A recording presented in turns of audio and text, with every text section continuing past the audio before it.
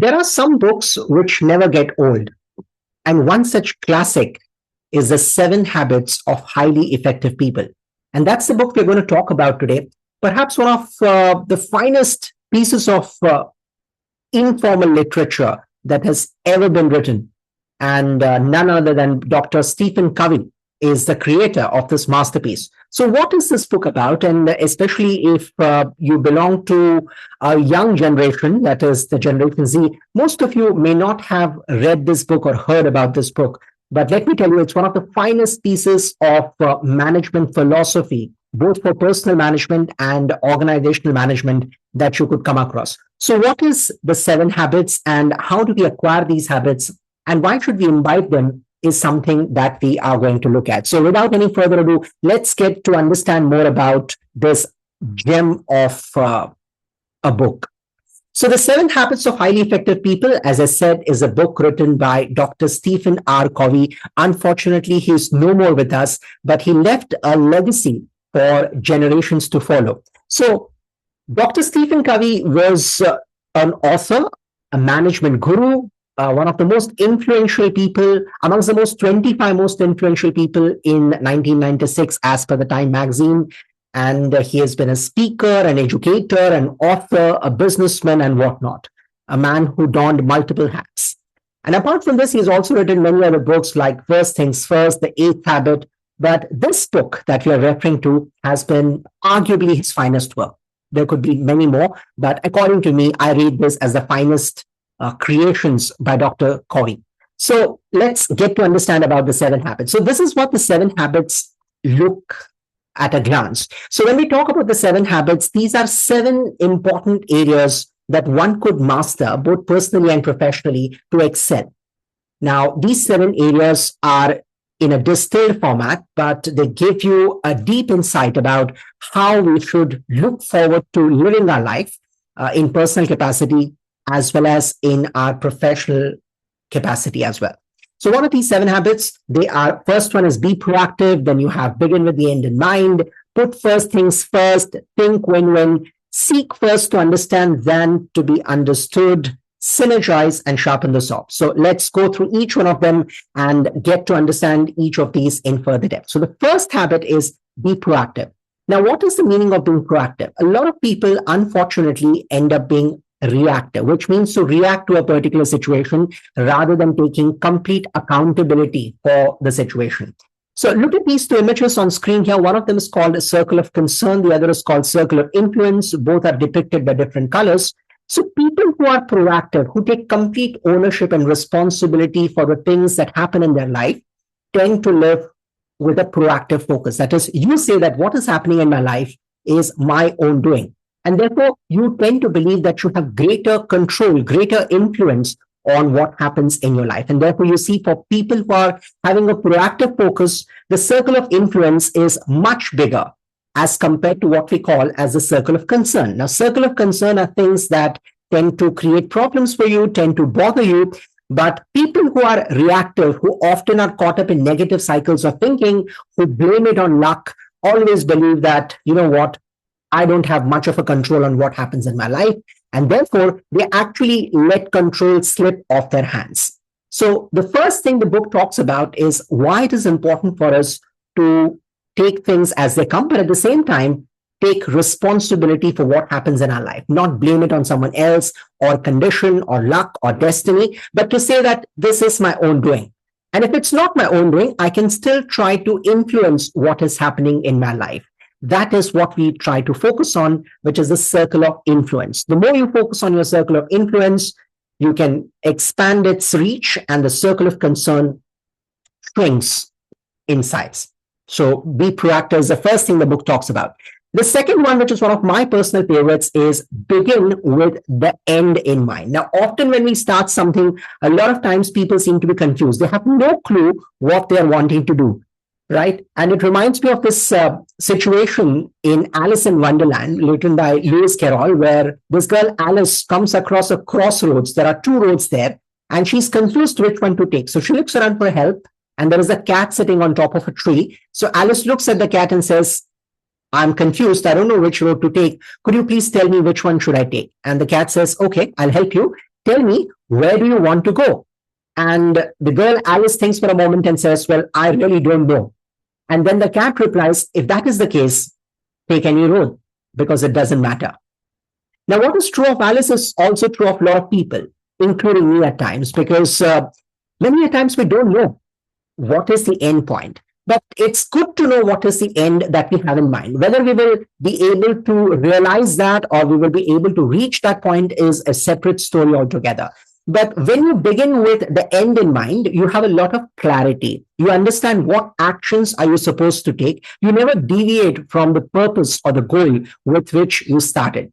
Now, let me give you an example. A lot of people who start their own business setup tend to give up after a few problems because they tend to lose sight of their ultimate vision, the ultimate goal and purpose for which they started their own business. But if you keep your vision, your purpose in mind, it becomes a guiding light. It becomes the North Star, which will actually tell you what should you do when you encounter a roadblock.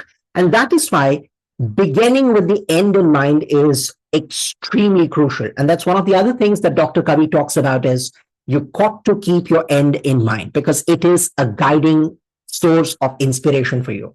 So never forget that.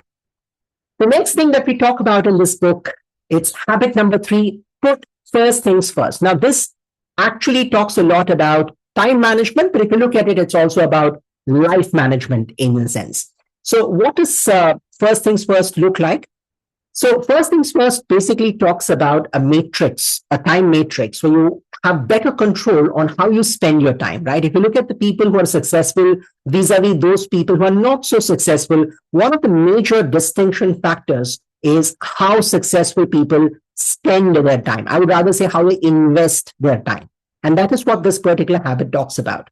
Now, there is a matrix that has been provided by Dr. Covey. And he says this is a 2x2 matrix which divides your time into important and urgent. So if you look at the first quadrant, which is both important and urgent, these are emergencies. These are deadlines. This is where you've got to put off the fire, right? And the next quadrant is about things which is not urgent, but these are important things. This is where your planning, preparation, all of that comes into picture. You look at the long-term picture of how you want to spend your time.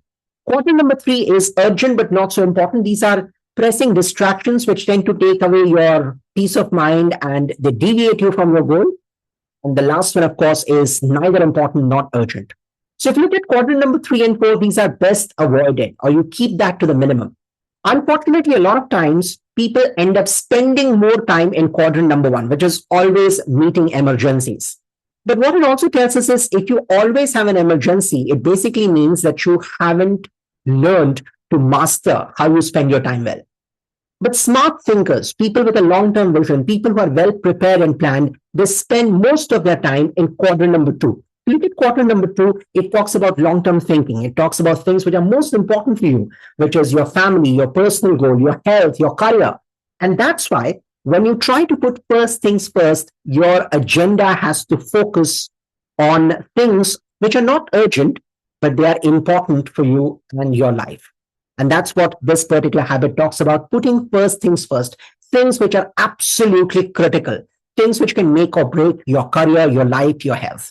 So give them the priority they deserve. Habit number 4 talks about think win-win. Now, this is one of the most important interpersonal skills that the author talks about, is that a lot of time, whenever we are in a conversation or an interaction, or let's say there is a conflict, whatever the case might be, it's very natural for most people to think about how can I win this, which means if I have to win, I have to defeat the other party. Whereas Dr. Covey very clearly says that people who succeed both in life and in career think not only about what their personal agendas are, but they also think about what the other person might be looking at. And how can we expand the pie for both of us? How can we make sure that if I win, you win, and if you win, I win. And if we both win, that's the greatest thing that could happen. So thinking about expanding the pie, thinking about mutual benefit is what this rule talks about. And that is so important in today's world, isn't it? Especially if you're a professional working in the corporate world, you often encounter situations wherein we only look at what I want without keeping a tab on what the other person wants.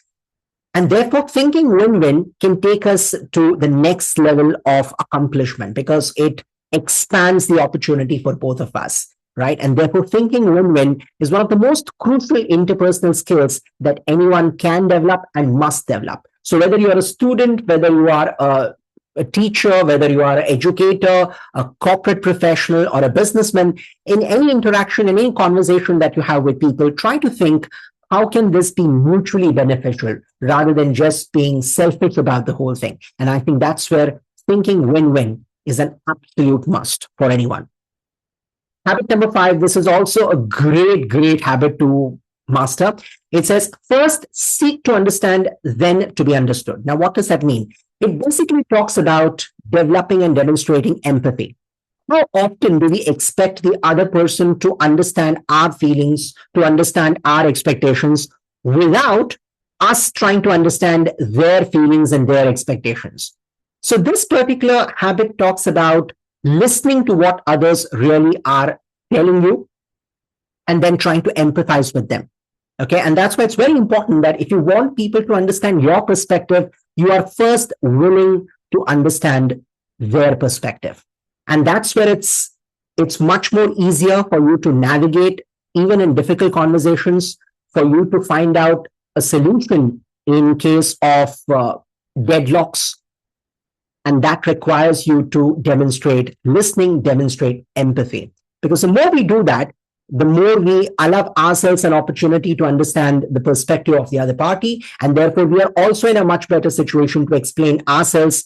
And this is something which will also help you reach habit number 4, which is to ensure a proper win-win. So I see them both connected in some way or the other because they talk about mutual benefit, mutual respect. Yeah. Habit number 6 talks about synergize. Now, I'm not sure how many of you are sports enthusiasts, but especially when you look at team sports, one of the reasons team sports is so very special is the fact that it requires individuals, not just with talent, but individuals who have the ability to work with each other, whether it is cricket, whether it is football, baseball, hockey, any game that you talk about, which is a team game. It requires people with different capabilities and talents to come together and complement each other's talent. And that's why synergizing is an important area to look at. Now, what does synergy really mean? Let's say there are 10 people, and each one of those 10 people has the ability to pick up weight worth 10 kgs. Okay, I know you can pick up much more than that, but just as an example, let's say you can pick up 10 kgs of weight. Now, if you multiply that with 10 people, 10 multiplied by 10, that means as 10 people, you can together lift 100 kgs. Now, that's a lot of weight. But you know what really happens? When 10 people pool their resources and their energy together, they can actually pick more than 100 kg. Now, why does that happen? This is because of synergy. Because whenever people pool their efforts, pool their resources, pool their thoughts together, the cumulative power that they exercise is much greater than the sum total of their energies. And that is the beauty of synergizing. Now, ask yourself in your teams, when was the last time that you actually synergized in a given situation?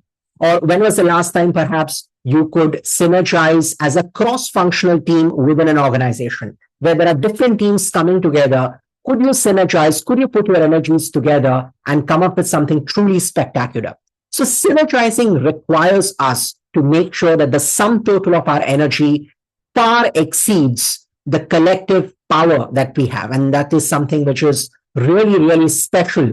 And that is what makes team become special, is they have the ability to synergize and perform at a consistently superior level of performance. So try and synergize. Rule number 7 or habit number 7, and this is something which everybody, and I mean everybody in the world must focus on. It says sharpen the saw. So basically, there were 2 woodcutters, and one of them used to be able to chop around 5 trees every day. The other one used to be able to cut around 7 or 8. And this happened consistently for days. And the person who was chopping down 7 or 8 trees kind of got very curious. And he asked the other person, you know what? I spend more time in terms of cutting wood. I never take a break. I work consistently. I work very hard. How is it that I cut 7 trees and you cut 10? What's the secret? What's the secret sauce here? And the other person looks back at him and says, there is no secret sauce. But what I do is whenever I take a break, I make sure I sharpen the saw. I make sure that it has not loosened its edge, its sheen, its strength, because that means I can cut much more than what I'm capable of. So sharpening the saw is actually a metaphor for ensuring that you continually invest in learning, you continually invest in sharpening yourself. Because the world is very dynamic. The world would not wait for you. And therefore, unless you have the ability, unless you have the curiosity and the zeal to keep learning on the go, you will lag behind. Because there is someone who's putting in those extra hours to sharpen the saw. So many a times it's important to take a break and sharpen the saw. And when you sharpen the saw, your ability to produce results, your ability to produce at an exponential level automatically goes up. So if you haven't sharpened the saw yet, perhaps it might be a good time to think about it. So those are the 7 habits that Dr. Stephen Covey spoke about. And here are they again. Be proactive. Make sure that you're not reacting to things. You take complete accountability and ownership for your actions. Begin with the end in mind. Do not lose sight of your vision, because that is your North Star. It will guide you even when you're going through the toughest of situations. Put first things first. It means that you manage your time well, because if you spend more time in planning and preparation, you will do much better when it comes to execution. So focus on quadrant 2. Think win-win. It's not just about winning individually. It's about thinking about how the other person can also win. And if we can both win, we can expand the pie. Seek first to understand, then to be understood. It means be willing to listen, to empathize with the other person in the deal so that the other person can reciprocate that. And then we spoke about synergize, which means that you have the ability to work together with people and create more and better results. And finally, you have to learn to sharpen the saw. Take a break. Make sure that you keep yourself on the edge all the time and you're ready, battle ready for any given situation. And that requires you to sharpen the saw. So those are the principles that Dr. Stephen Covey spoke about several decades ago. But I think they are equally relevant in today's context. And I believe that they will continue to be a source of inspiration for generations to follow. So if you haven't read this book yet, I would urge you to pick up this masterpiece and read it from the first to the last page, which is filled with delightful wisdom, which can help you in any given situation. So whether you are an individual or a team or a corporate leader or a teacher or a student, doesn't matter. This is a book meant for anyone who wants to make himself or herself a better human, a better professional, and a better performer. So what are you waiting for? I hope you have a good time reading this delightful read and enjoy every page of it. So do let me know your thoughts as to how did you find the experience of reading the 7 habits of highly effective people. Thank you so much for listening, and I'll see you again very, very soon. Bye-bye for now.